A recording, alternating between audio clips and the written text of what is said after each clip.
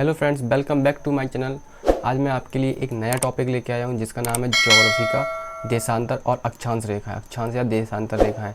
और इसके लिए ये इम्पोर्टेंट ये है कि हमें इससे रिलेटेड कुछ क्वेश्चन जो हैं वो पूछे जाते हैं, डायरेक्टली पूछ लिए जाएंगे। तो मैं आपको वाई मैप से बताने वाला हूँ। जैसा कि आप देख रहे हैं स्क्रीन पर मैप है आपके सामने, और इस मैप के अकॉर्डिंग मैं आपको बताऊँगा कि कैसे इसको याद करना है, लर्न करना है। आपको लर्न करने की ज़रूरत नहीं है, आपको सिर्फ मैप देखना है, उसके अकॉर्डिंग सारे के सारे क्वेश्चन आपको क्लियर होते जाएंगे। तो शुरुआत करते हैं हमारे सबसे पहले मैप से। देखिए, इस मैप देखने से पहले मैं बता दूं कि ये जो क्वेश्चन है अक्सर हर एग्ज़ाम में पूछे जाते हैं। एक दो क्वेश्चन ज़रूर आएंगे अक्षांश और देशांतर रेखाओं से।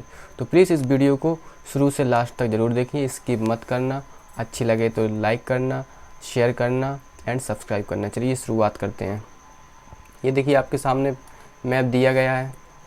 हम सबसे पहले इसमें देखेंगे कि हमें पता होता है नॉर्मली कि कितने महाद्वीप हैं। कितने महाद्वीप हैं? 7 महाद्वीप हैं। जैसे ये देखिए, ये कौन सा महाद्वीप है? ये वाला कौन सा महाद्वीप है? ये एशिया महाद्वीप है। कौन सा? एशिया। ओके, फिर हम यहाँ नीचे आएंगे। नीचे नहीं, देखिए ये तो है, ये ऑस्ट्रेलिया है ये। और ये कौन सा महाद्वीप है? ये आपको पता होना चाहिए, ये अफ्रीका महाद्वीप है, अफ्रीका। और ये जो यहाँ पे हैं यूरोपियन कंट्री बोलते हैं ना, यूरोपियन कंट्री, तो ये यूरोप कंट्री हैं,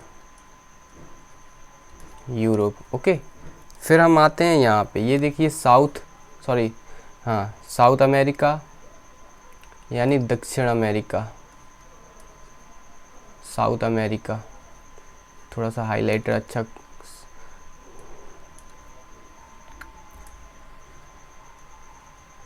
साउथ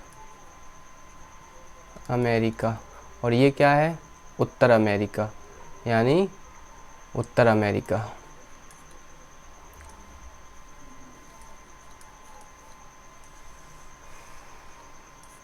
ठीक है, और ये कितने हो गए? 6 महाद्वीप हो गए। 1 2 3 4 5 6, और एक लास्ट में कौन सा है? अंटार्कटिका। ठीक है, ये हो गए हमारे 7 महाद्वीप। अब देखिए, 7 महाद्वीप में एक बात हम ये जानेंगे कि इसमें ये जानना है हमें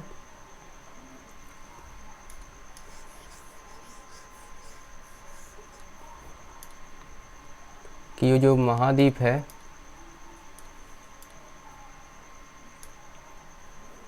इसमें देशांतर रेखाएं और अक्षांश रेखाएं कैसी होती हैं, वो हम बाद में बताएंगे। आपको सबसे पहले एक चीज़ बताने वाले हैं कि देखिए, सबसे बड़ा महाद्वीप कौन सा है? एशिया महाद्वीप है। कितने देश हैं?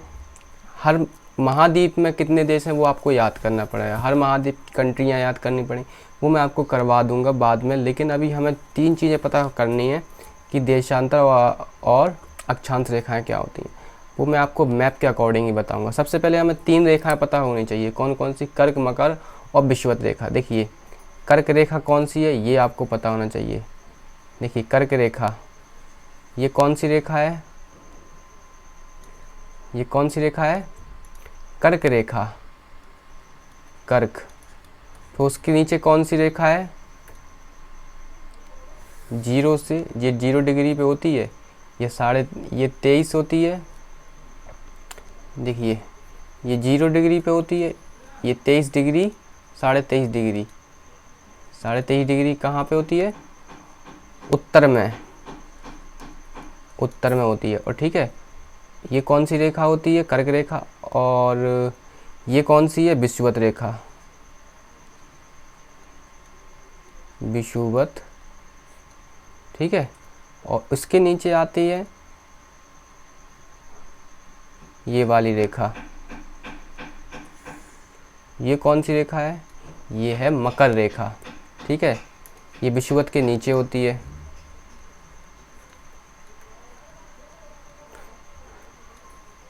मैं आपको क्वेश्चन भी दूंगा, आपको क्वेश्चन करने हैं, आप क्वेश्चन कर पाएंगे, क्योंकि मैंने इसी से रिलेटेड क्वेश्चन बनाए हैं जो आपको बहुत इंपॉर्टेंट भी लगेंगे और आपके काम भी आएंगे। ठीक है, आने वाले एग्ज़ाम में। तो देखिए, ये हमारी 3 रेखा होंगी, कर्क, विषुवत और मकर रेखा।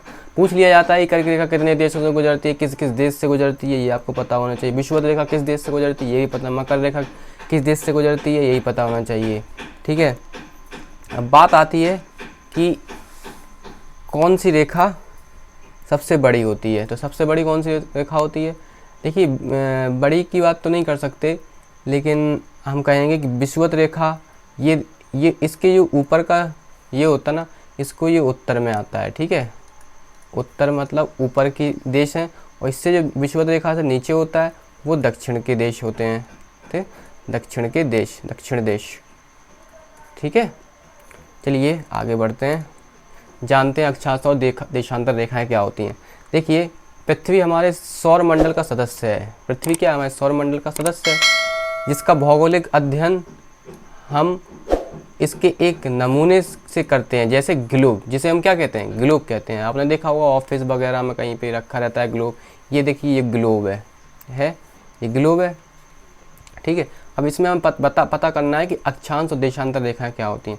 देखिए अक्षांश रेखाएं आपको बता दूं कि ये होती हैं,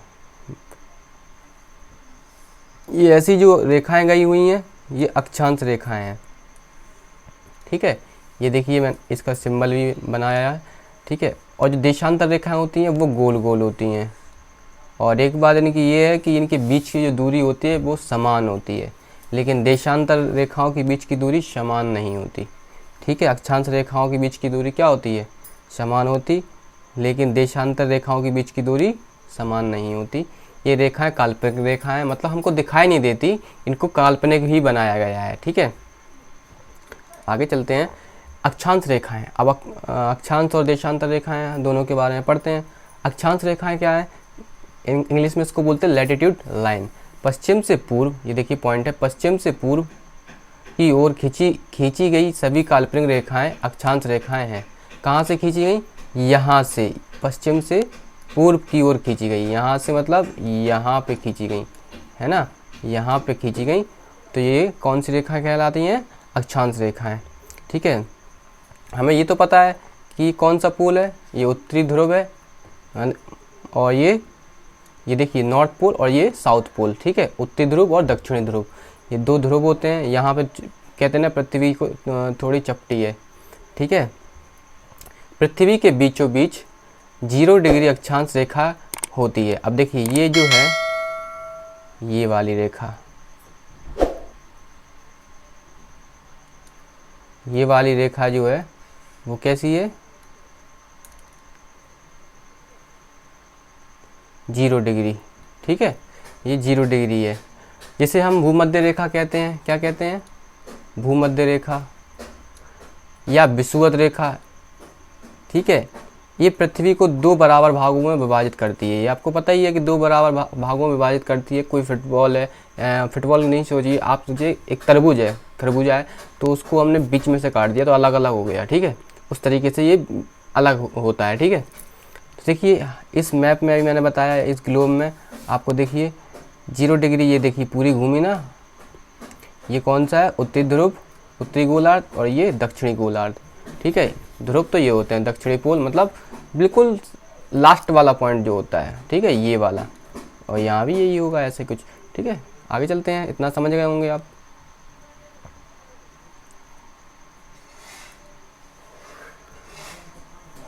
अब हम आते हैं कि कितने डिग्री के एंगल, मतलब कितने डिग्री पे होता है नॉर्थ पोल और साउथ पोल। देखिए 0 से उत्तरी ध्रुव को जाएंगे तो हम कितना होगा? 90 डिग्री, मतलब 10, 20, 30, 40, 50, 60 ऐसे 90 डिग्री तक होगा। और नीचे जाएंगे तो भी 90 डिग्री होगा, उत्तरी में भी 90 और दक्षिण में भी 90, नॉर्थ और साउथ में।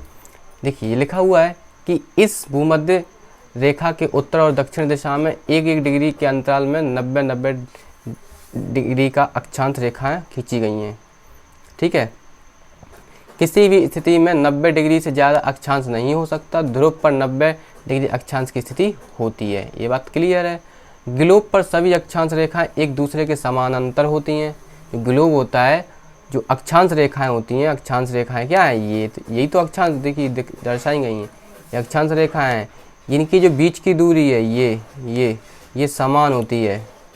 ठीक है, समांतर होती है। और 2 अक्षांश भी के बीच की दूरी कितनी होती है? 111 किलोमीटर, 111 किलोमीटर होती है, 111। ठीक है, 111 किलोमीटर की होती है। ये पता होना चाहिए। देखिए इधर पे मैंने बनाया भी है, ठीक है। चलिए नेक्स्ट क्वेश्चन पे चलते हैं। हाँ, अब पता करेंगे किस तिथि को सूर्य कहाँ पर रहता है और दिन बड़ा होता है, ठीक है, उसके बारे में। जैसे मैंने देखिए आपको पहले बता दिया, कर्क रेखा ये भूमध्य रेखा है और मकर रेखा। कर्क रेखा जो है 23.5 डिग्री अक्षांश रेखा है, ठीक है। ये कहाँ है, उत्तर की ओर है, और ये दक्षिण की ओर है। कौन सी अक्षांश रेखा, मकर रेखा। ये विषुवत रेखा है 0 डिग्री अक्षांश रेखा पर। तो देखिए 21 जून को सूर्य कर्क रेखा के एकदम ऊपर होता है। 21 जून जो जब आता है तो जो सूर्य होता है कर्क रेखा के एकदम ऊपर होता है, मतलब कह सकते हैं कि सर पर होता है, ठीक है।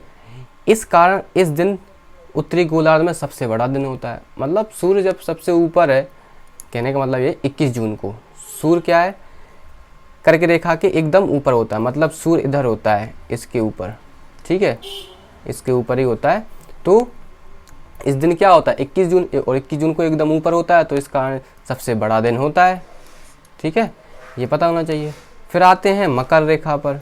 देखिए यहाँ जो भूमध्य रेखा है, यहाँ पे क्या होगा, दिन और रात बराबर होंगे। जितना दिन होगा उतनी रात होगी, ठीक है। लेकिन यहाँ पे और यहाँ पे फ़र्क होता है।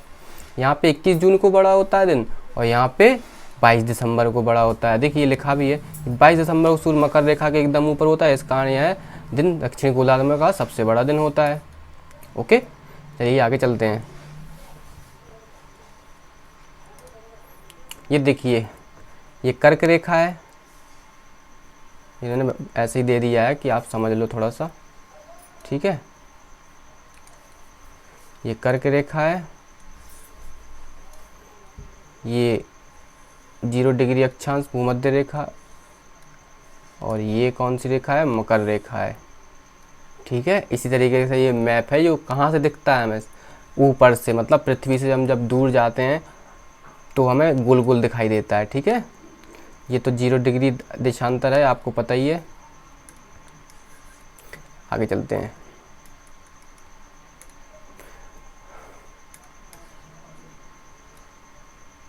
अब देखिए अगर उत्तरी ध्रुव या दक्षिणी ध्रुव को बिंदु माना जाए तो कुल अक्षांश रेखाओं की संख्या कितनी होगी। देखिए हमने क्या बोला, उत्तरी ध्रुव और दक्षिणी ध्रुव, ये उत्तरी और ये दक्षिणी, साउथ और नॉर्थ को अक्षांश रेखाओं की संख्या कितनी होगी। देखिए 79 यहाँ भी होगी और 79 यहाँ भी होगी, प्लस ये जो 0 वाली लाइन है इसको भी ऐड करेंगे, तब जाके ये कितनी होगी, 179, ठीक है। और अगर हम माना जाए तो कुल रेखाओं की संख्या कितनी है, 90 यानी 180 है। इसमें अभी 0 डिग्री अक्षांश रेखा को शामिल किया गया है, ठीक है। अगर कुल संख्याएं मानी जाए तो 90 ही है, ठीक है।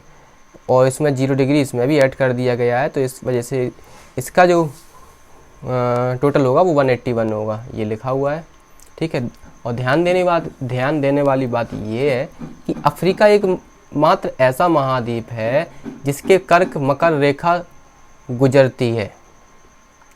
क्या बोला, अफ्रीका एकमात्र ऐसा महाद्वीप है जिससे कर्क मकर और भूमध्य तीनों रेखाएं गुजरती हैं। अफ्रीका महाद्वीप, ये महाद्वीप है, ठीक है, ना कि कोई देश नहीं बोला। अफ्रीका महाद्वीप में तीनों रेखाएं गुजरती हैं और किसी में भी तीनों रेखाएं नहीं गुजरती, ठीक है। देखिए इधर दिखाते हैं, हाँ। अब आते हैं देशांतर रेखा। हमारे अक्षांश रेखा कंप्लीट हो गया, अब देशांतर रेखाओं के बारे में जानेंगे। देखिए देशांतर रेखाएं क्या होती हैं।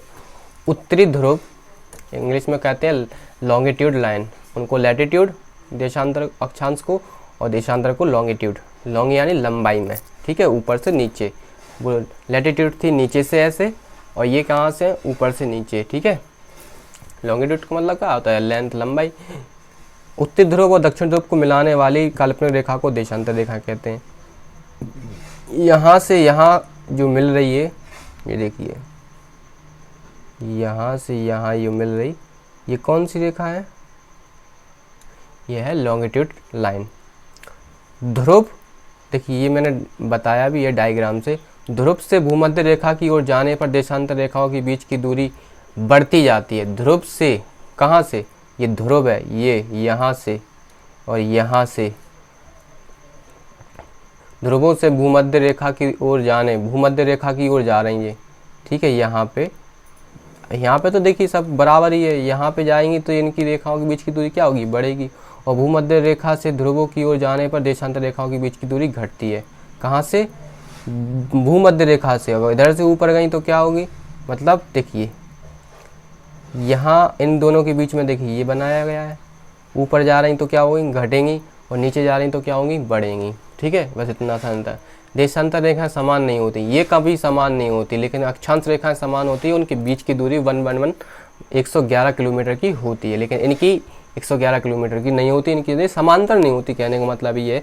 लेकिन अगर हम बात की जाए तो कितने, जो लास्ट है कम से कम मिनिमम या मैक्सिमम जितनी है, कितनी होती है, वो ज़्यादा से ज़्यादा होती है 111.3 किलोमीटर, है ना। दो देशांतर रेखाओं के बीच की सबसे अधिक जो दूरी होती है भूमध्य रेखा पर, वो 111 किलोमीटर की होती है, 111.3 किलोमीटर की। ओके,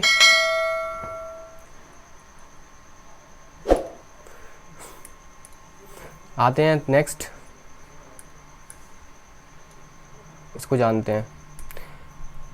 ग्रीनविच, ग्रीनविच क्या है, एक वेधशाला है। क्या वेधशाला है, ग्रीनविच का मतलब है कि यहाँ से हमें पता करते हैं कि टाइम क्या चल रहा है। देखिए हम बताते हैं यहाँ पे, देखिए 0 डिग्री देशांतर रेखा का प्रधान यामोत्तर या प्रधान माध्याह्न रेखा या ग्रीनविच कहते हैं। इस 0 डिग्री देशांतर से पूर्व और पश्चिम की ओर हर एक डिग्री के अंतराल में 180 देशांतर रेखा खींची गई है। तो कुल मिलाकर 360 देशांतर रेखाएं ग्लोब पर खींची होती हैं, ठीक है। कितनी है, 360। कितनी रेखाएं हैं, कुल मिलाकर कितनी रेखाएं ग्लोब पर, 360 रेखाएं। ये क्वेश्चन आएगा आगे, देखना अभी।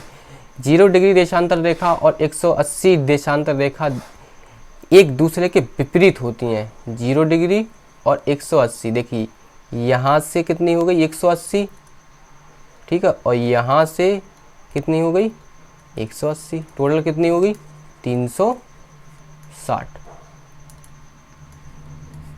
ठीक है। आगे चलते हैं। देखिए यहाँ से ये जो लाइन खींची गई है, ये बता रहा है आपको 0 डिग्री है कि इसमें अल्जीरिया, गिनी की खाड़ी और अटलांटिक महासागर इसमें बीच में से गुजरते हैं। बस इतना सा बताना है। आगे चलते हैं। और भी देखिए यहाँ पे यूके आएगा, फ्रांस आएगा, स्पेन आएगा, अल्जीरिया, घाना और अंटार्कटिका तो है ही। ओके, अब हम बात करते हैं अंतर्राष्ट्रीय तिथि रेखा और समय रेखा। इसका पता कैसे करेंगे। देखिए ये जो दिया है हमें मैप में, यहाँ से 0 से, यहाँ 0 से 180 हो गया ये पूरा, ठीक है, ठीक है, 180 हो गया ना। 0 देशांतर रेखा का उपयोग समय निर्धारण में किया जाता है। बीच की जो लाइन है ना विषुवत रेखा, इसका उपयोग कहाँ किया जाता है, समय लाइन में। कौन सा समय लाइन, अंतर्राष्ट्रीय, इंटरनेशनल टाइम जोन, ठीक है, कहलाते हैं। 180 देशांतर रेखा उपयुक्त तिथि निर्धारण में किया जाता है, इसलिए 180 देशांतर रेखा अंतर्राष्ट्रीय तिथि रेखा कहलाती है। आगे चलते हैं।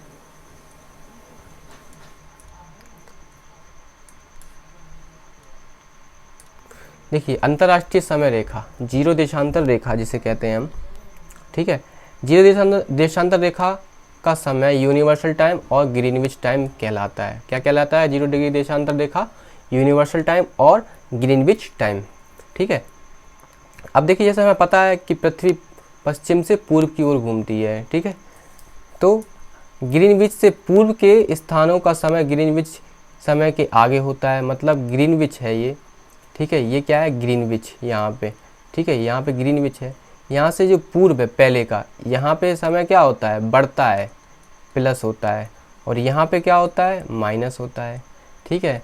ग्रीनविच से पश्चिम स्थानों समय ग्रीनविच समय से पीछे होता है। ओके, आगे चलते हैं। देखिए ये मैं बताता हूँ कि कैसे निर्धारण करते हैं। होता क्या है,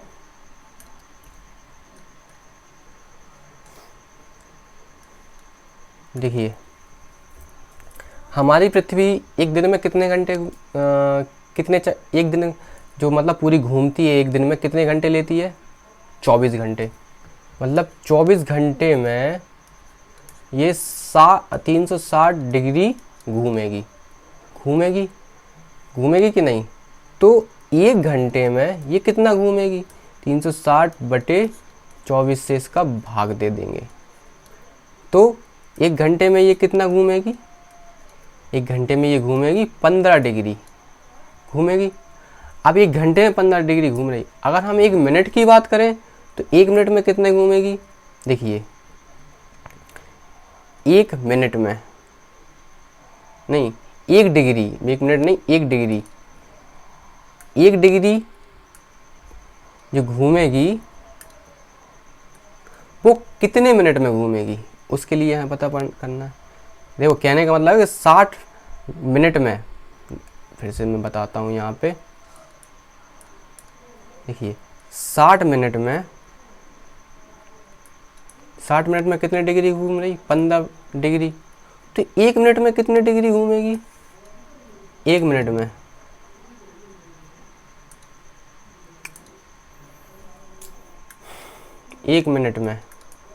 कितने डिग्री घूमेगी ये पता करना है। इसके लिए हम क्या करेंगे, 15 डिग्री ऊपर नहीं सॉरी 60/15 से भाग दे देंगे। तो 15 चौक 60, तो मतलब एक मिनट में जो हमारी पृथ्वी है वो 4 डिग्री घूमती है। ओके, आप समझ गए। देखिए मैंने इस वजह से इसको बता दिया है आपको। सॉरी, 1 डिग्री घूमने के लिए चाहिए इसको 4 मिनट, ठीक है। मतलब 4 मिनट में घूमेगी 1 डिग्री।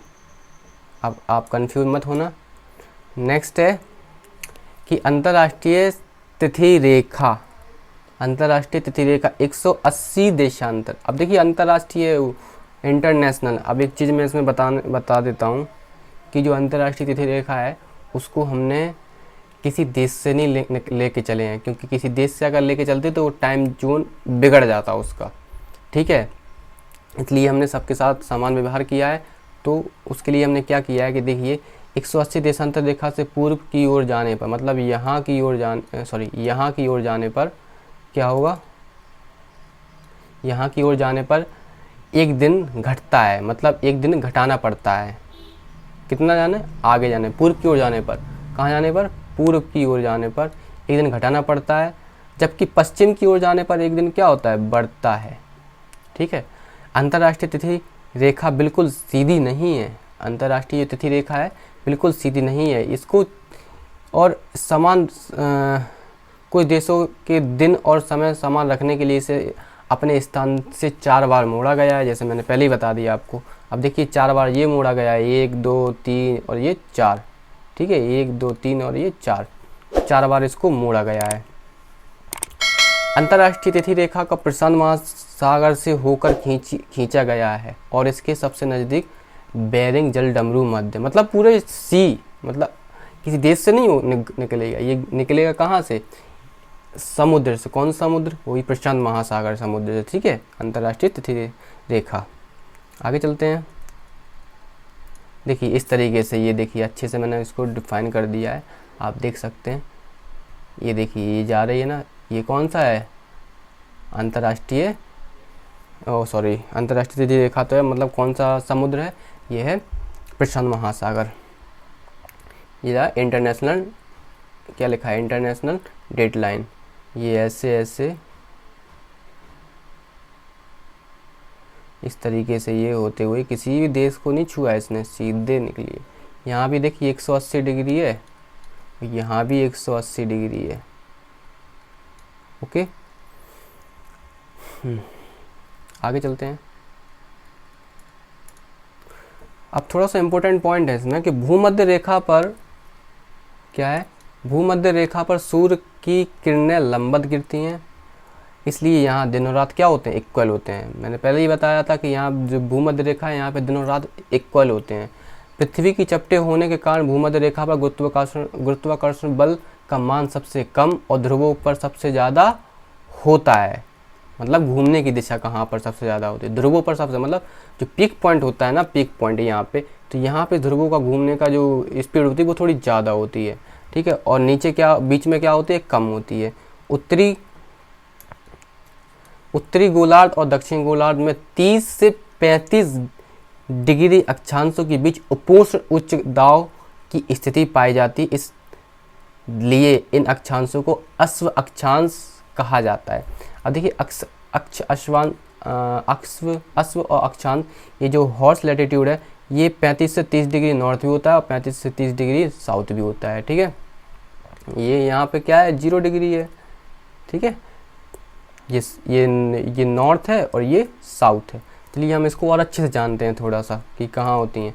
ये देखिए होती क्या है कि ये 3 लोगों ने अपने अपने नियम दिए हैं, polar cell, Feral cell, हार्डले cell, ठीक है। पोलर सेल और हार्डले सेल, ये सब के बारे में बताने वाला हूँ। देखिए जो हवाएं होती हैं, हवाएं लो वेव से हाई प्रेशर, लो प्रेशर से हाई प्रेशर की ओर चलती हैं। ये देखिए ये क्या है, ऊपर क्या है, हाई प्रेशर, हाई प्रेशर से कहाँ आ रही, लो प्रेशर पर, ठीक है। और यहाँ हाई प्रेशर से नीचे ऊपर जा रही लो प्रेशर की ओर, इस तरीके से ये। और यहाँ पे ये कौन सी रेखा है, ये हाई प्रेशर से लो प्रेशर की ओर आ रही, इस तरीके से ये रेखाएं बनाई गई हैं, ठीक है। यही होती हैं हॉर्स लैटिट्यूड, अश्व अक्षांश, ठीक है। और ये है ट्रेड विंड, वेस्टरलाइन और पोलर एस्ट्रलिन, ठीक है, एस्ट्रलाइट। ये सब क्या है, ये हवाएं हैं, कहाँ पर कैसे चलती हैं, ओके। इनको अगर मैं बाद में बताऊंगा तो और अच्छे से बता दूंगा। अभी सिर्फ क्योंकि ये टाइम भी ज़्यादा हो रहा है, वीडियो लेक्चर बड़ा हो जाएगा, इसलिए हम इसको ज़्यादा नहीं निकालेंगे टाइम को। बस ये मैप होता है, समझने के लिए थोड़ा टाइम लगता है। ये देखिए ये क्या कर्क रेखा पर मैक्सिको बसा हुआ है, भारत भी आता है, चीन भी आता है, म्यांमार भी आता है, बांग्लादेश भी आता है, ठीक है। अब आते हैं हम क्वेश्चन पे। देशांतर रेखाओं की संख्या कितनी है, 180, ठीक है। विषुवत रेखा के समानांतर कल्पित रेखाएं कहलाती हैं। विषुवत रेखा पर जो काल्पित रेखा है वो कितनी है,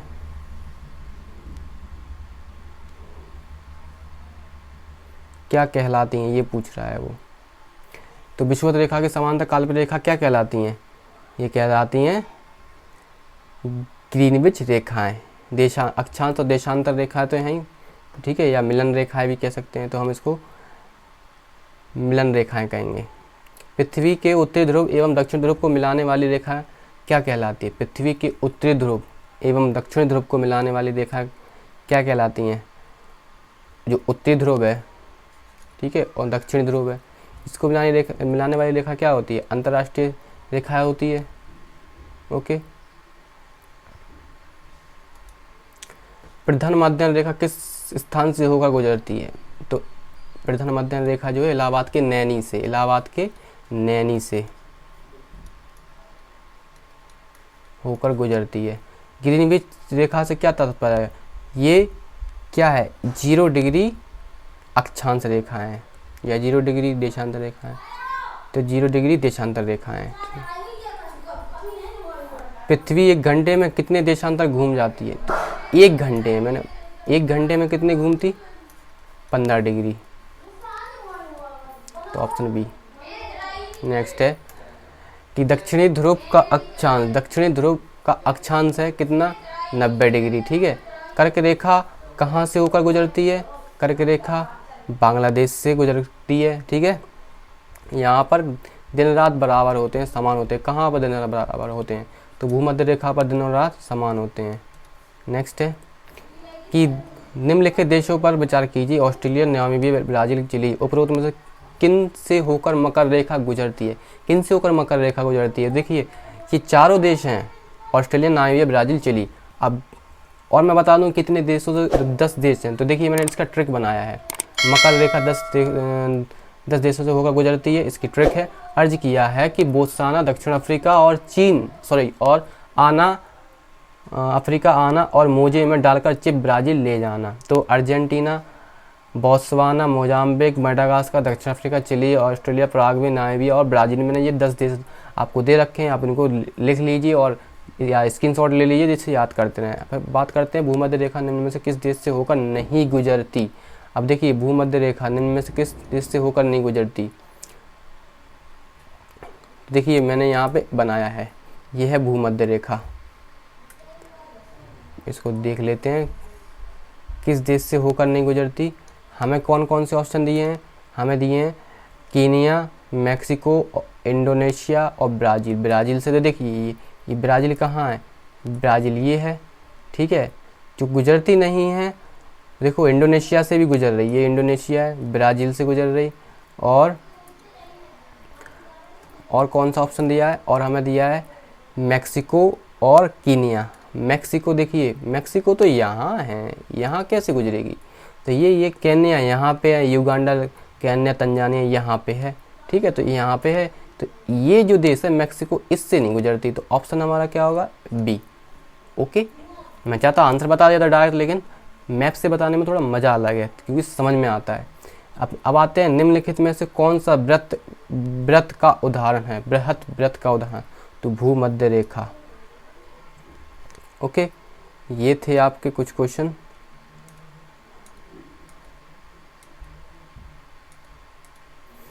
टॉपिक ऑफ कैंसर निम्न में से क्या है, टॉपिक ऑफ कैंसर क्या है।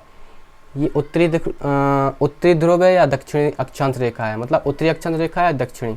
तो टॉपिक ऑफ कैंसर यानी मकर रेखा, नहीं सॉरी कर्क रेखा। तो ये उत्तरी अक्षांश 23.5 डिग्री, ठीक है। एक देशांतर से दूसरे देशांतर के बीच कितने समय अंतराल होता है, तो कितने समय अंतराल होता है, 4 मिनट का। दो अक्षांश रेखाओं के बीच की दूरी लगभग कितनी होती है, 111 किलोमीटर, ठीक है।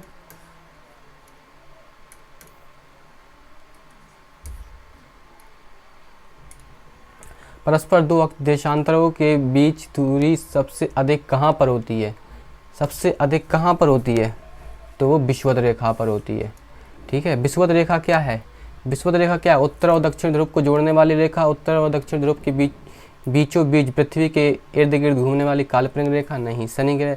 तो ऑप्शन नंबर हमारा ए हो जाएगा, ठीक है, जोड़ने वाली। अफ्रीका की कौन सी नदी मकर रेखा को 2 बार काटती है, बताएंगे। अफ्रीका की कौन सी नदी है, वो कांगो नदी है, कांगो नदी है। देखिए कांगो नदी ये है, इसको थोड़ा सा जूम करते हैं तब आपको समझ में आएगा। देखिए ये गई हुई ये लाइन काट रही ना, इधर से काट रही, एक तो इधर से काट रही और एक बार इधर से काट रही, 2 बार काट रही। अब ये लाइन कौन सी है, ये जो नीली नीली है, यही तो है कांगो। देखिए ये लिखा हुआ है कांगो रिवर, ठीक है, 2 बार काट रही, आप समझ गए होंगे। तो ये थे हमारे अक्षांश और देशांतर रेखाएं, जो मैंने आपको बहुत अच्छे से डिस्कस किया। आई होप आपको समझ में भी बहुत अच्छे से आया होगा। तो बिना कुछ देरी किए आप इसको शेयर कर सकते हैं, लाइक तो कर ही दीजिए, कमेंट कर दीजिए। अगर कोई भी इशू लगा हो मैं उसको सही कर लूँगा। और तीसरी बात, अगर आप कोई नए विजिट किए हो आप, तो प्लीज़ इसको सब्सक्राइब जरूर कर दीजिए। कोशिश करूँगा वीडियो को और अच्छा बनाने के लिए और अच्छा लेकर। तब तक के लिए मिलते हैं फ्रेंड्स, थैंक्स फॉर